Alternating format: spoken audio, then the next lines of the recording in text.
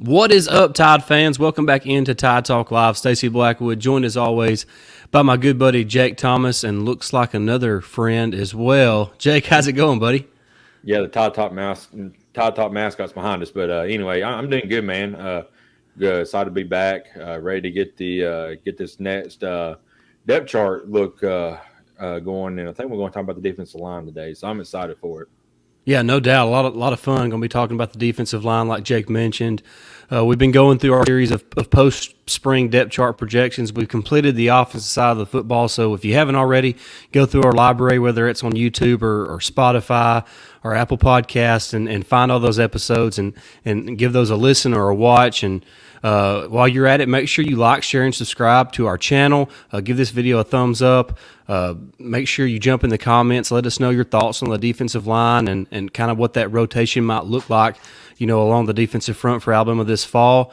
And also make sure you look in the description below and look at the link for Shopify, and you will see our store where we're now Tide Talk Live t-shirts and coffee mugs, and we're hoping to get some more products up soon so we can kind of continue to build our brand here at Tide Talk Live. And of course, we cannot do that, do that without your support, so we would greatly appreciate that. My shirt is supposed to be in today, so I'm excited to kind of see how that looks in person. It looks good on the website. We'll see what it looks like in person. So excited to kind of see what that's like, and hopefully you'll join us in supporting our cause here at Tide Talk Live.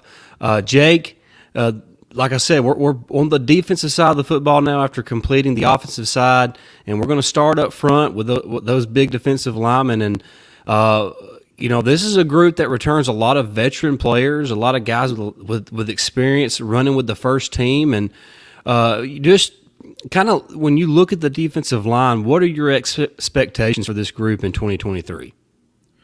The defensive line past couple of years had kind of been getting a bad rap because it really hadn't been. We talk about playmakers, really hadn't been a true playmaker / star on that defensive front.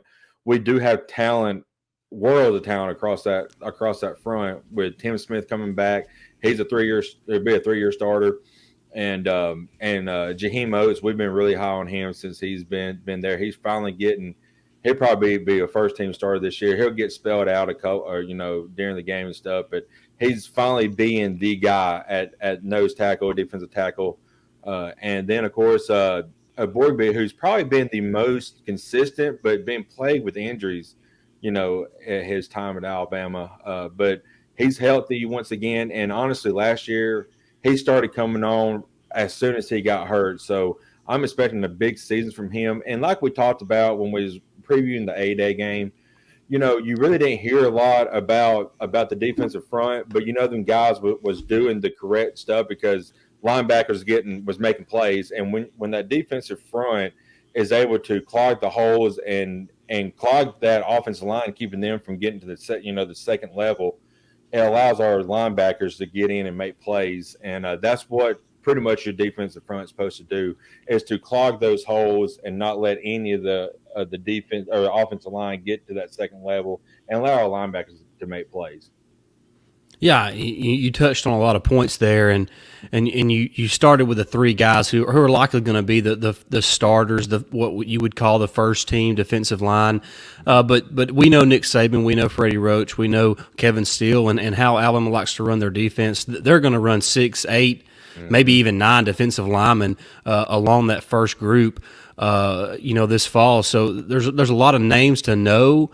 But the truth is there's a lot of familiar names. I mean, like you mentioned, Tim Smith, Justin Eboigbe, Jaheim Oatis, all those are guys who started last year for Alabama, who've made plays for the Tide. Then you got guys like Jamil Burroughs. You got, a freshman in James Smith who turned some heads during the spring.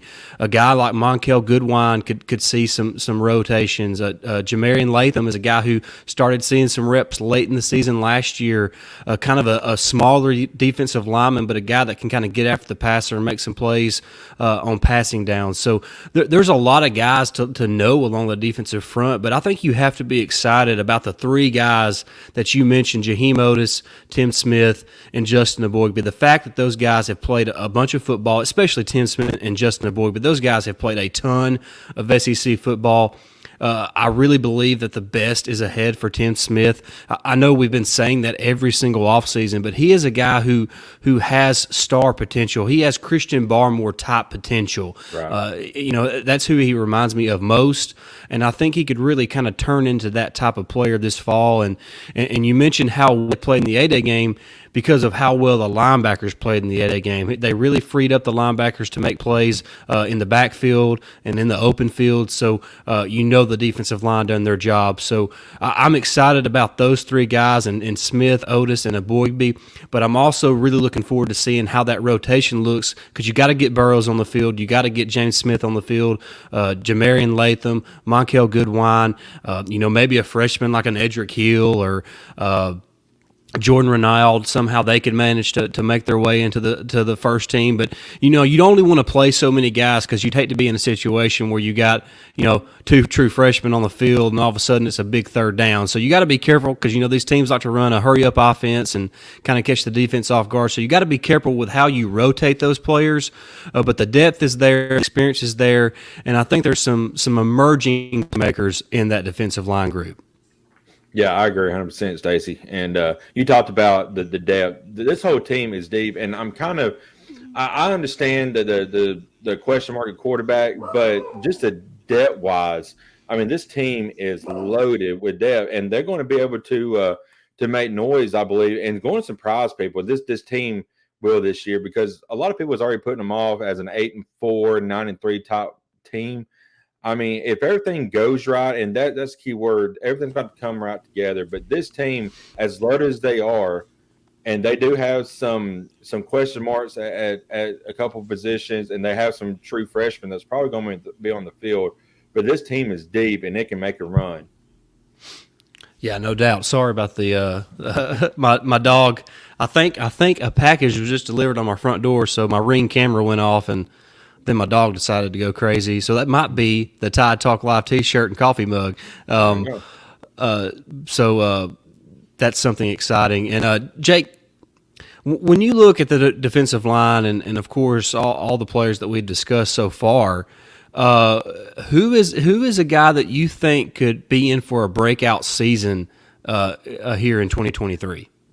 You talked about Tim Smith, and like you said, we mentioned him pretty much ever since he's been down there, about how he needs to take that next step, and it could be him this year. I'm still looking at Jaheim Oatis making a huge contribution for the team this year as well, because he's just a solid body on the inside, and he normally takes up two blockers. So if he's taking the two blocks consistently and still finding ways to get in the backfield, and at least freeing up a linebacker on a blitz, man, that is huge. But overall, I still believe Justin Eboigbe is going to be the one who has a breakout season, because he's been pressed every single year. Looks like, okay, this next week it's going to be his week, and either an injury happens and he gets knocked off the field, or he just regresses a little bit. This year, I think he takes that next step.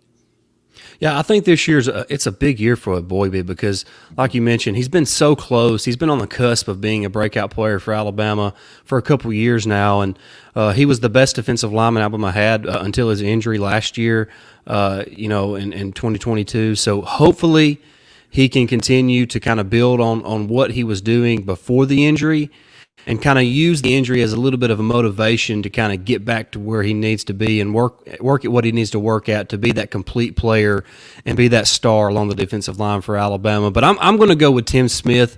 I think his ability not only to play the run, but to get after the passer, I really believe he could have kind of a year like Christian Barmore had a couple years ago. I think it was 2020 when he had his big season, when Alabama won the national championship. So I think Smith could kind of be in for a similar type season for Alabama. Defensive lineman and offensive lineman, that is a progressive position you have to develop there. That's what I mean. That's a developmental position, and some guys peak quicker than the others, and some guys don't. So I think Smith is a guy, because of his ability to not only play the run but to get after the passer, is a guy who could really break out in 2023.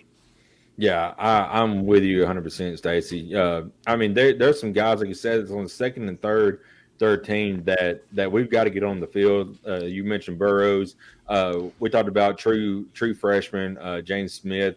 A lot of people was high on him when he stepped foot on campus. So there's other hungry guys behind him, but we talked about how competition just breeds more competition and makes everybody better. So those second and third string guys are going to be pressing the first string for playing time, and that's just going to make them guys that much better.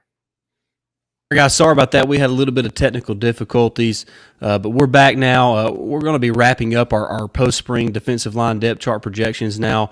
We're both really looking forward to kind of seeing how that rotation looks this fall, because we believe there's a lot of good players in that group that can make an impact for the team, and I think between Oatis, Smith, and Eboigbe, you got a good group to start things off, and then you got players like Jamil Burroughs, Jah-Marien Latham, James Smith.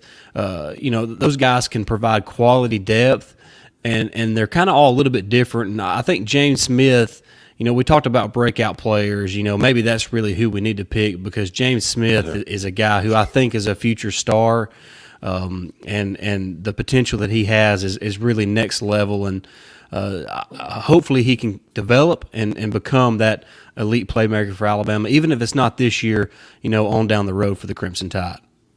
Yeah, I agree 100%, man. He's going to see the field this year, but he might not be a starter until next year, but he'll see plenty of ample opportunities this year for sure.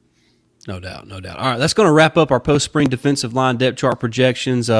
Excited about that group. Make sure you like, share, and subscribe today to our channel. Help us continue to grow our brand. Make sure you jump in the description below and click the link to Shopify and get you a Tide Talk Live t-shirt or coffee mug, or both, and help support us here at Tide Talk Live. Jake, been a lot of fun. Can't wait to get back on here and do it again. We'll be moving on to the linebackers next, so that's going to be a lot of fun to talk about as well. But until next time, roll Tide. Roll Tide.